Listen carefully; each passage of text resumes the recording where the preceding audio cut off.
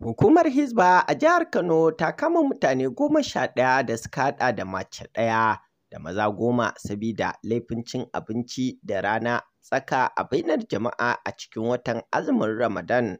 An dai kuma kama su ne yayin wani sumame da dakarun hukumar suka kai unguwannin Sharaɗa da Tudun Murtala da ke ƙananan hukumomin birni da kewaye da ke jihar Kano.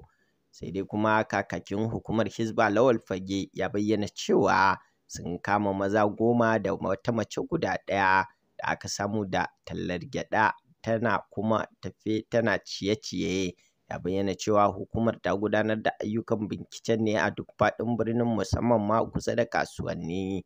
Fage ya kuma bayyana cewa wannan dokar bata shafi waɗanda ba musulmai ba, amma idan sun sayarwa da musulmi abinci a lokacin azumi za a iya ganin hakan ya saɓa wa doka.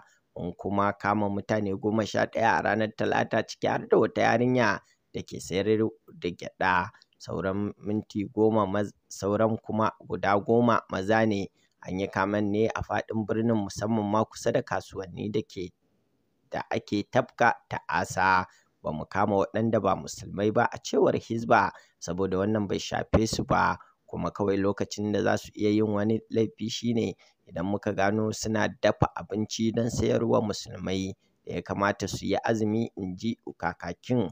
Musulmi su ne mafi rinjaye a al'ummar jihar Kano, kuma jihar na bin tsarin shari'ar musulunci sau da ƙafa, wanda hakan nema ta sa aka kama mutanen a cewarsa.